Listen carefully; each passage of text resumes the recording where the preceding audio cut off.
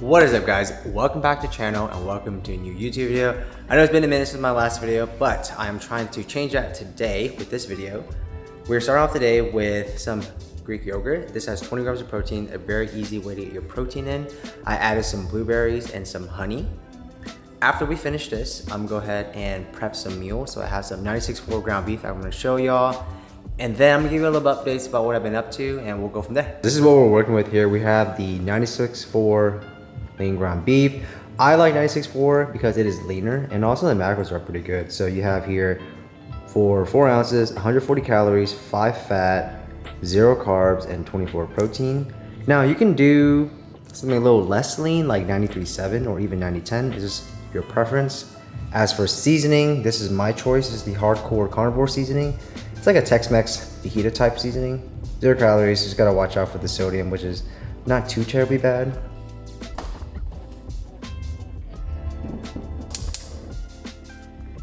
We're gonna let the ground beef cook for about 10 minutes on medium heat. I have mine set in between 4 and 5. I think it's like a good sweet spot so it doesn't burn it. But I wanna give you a little update on my new iPhone right here.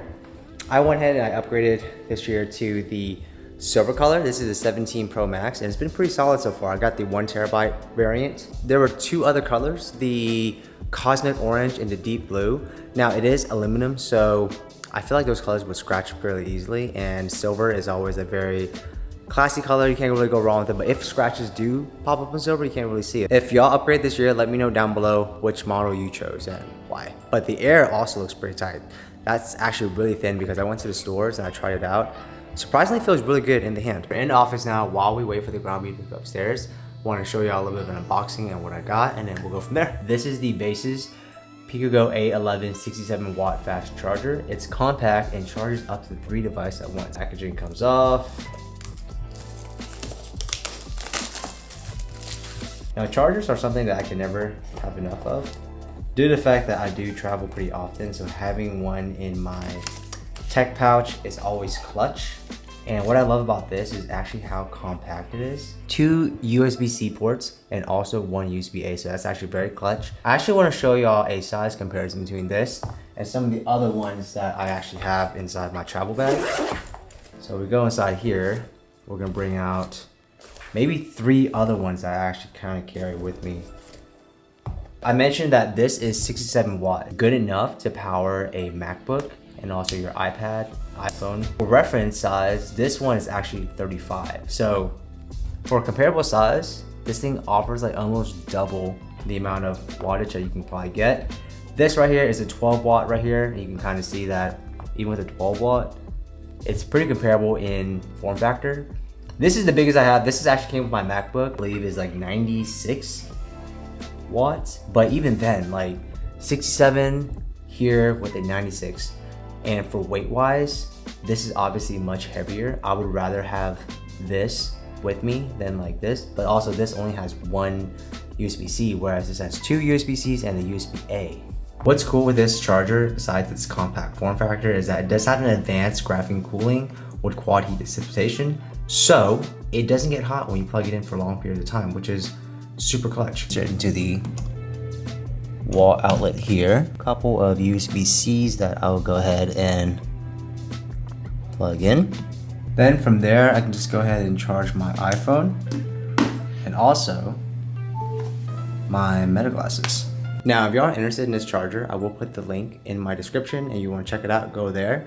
But I can strongly say that this little guy will be replacing the smaller chargers that I have here in my tech bag, and I'm actually going on an international trip next month. So I'm very excited to put this to good use and see how it fares in my travels. But yeah, highly recommend it. The next thing I kind of want to update y'all on is the 911. I feel like I haven't covered this on the channel yet and even haven't covered this on IG. So y'all are actually the first to find out and also to know. So the mod is actually related to the suspension of the car.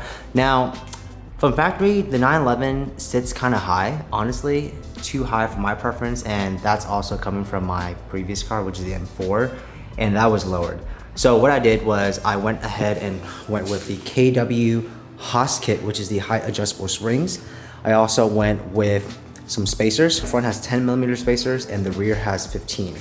Now, in order to see the KW Haas kit, I went ahead and I have this light over here. So cool thing about this is that the HIS stands for height adjustable springs.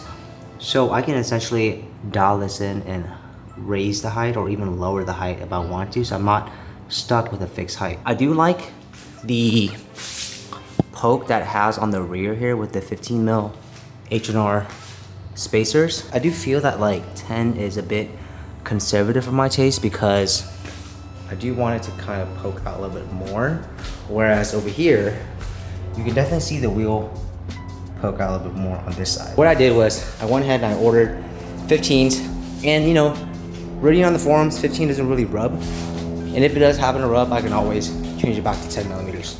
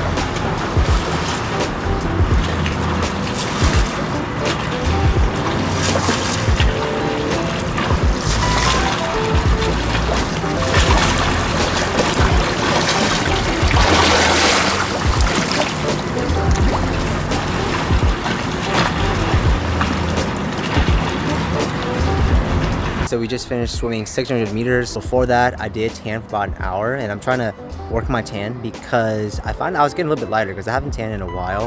I've been swimming, but swimming is only like maybe like 10 minutes since I've been doing the 500 meters, and that's like every 50 meters in a minute on the minute. So I've been focusing on the tan, but I do hold the tan well for when I do get tan. Other than that, we're pretty much done for a day here. Trained, got some cardio in with the swimming.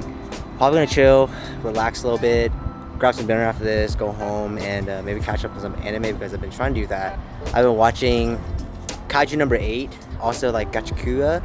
I'm sure if I'm pronouncing that correctly, but that's on Crunchyroll. That's a good show right there. But also Sakamoto Days, and there's Dan to Dan, and I think that's about it. There's quite a few shows, but I've been watching that. I did catch a Demon Slayer movie, which was pretty tight. So if y'all watched that, let me know down below. With that being said, I just want to say thank you so much for making this far in the video as always, and I'll catch you on the next one. Peace.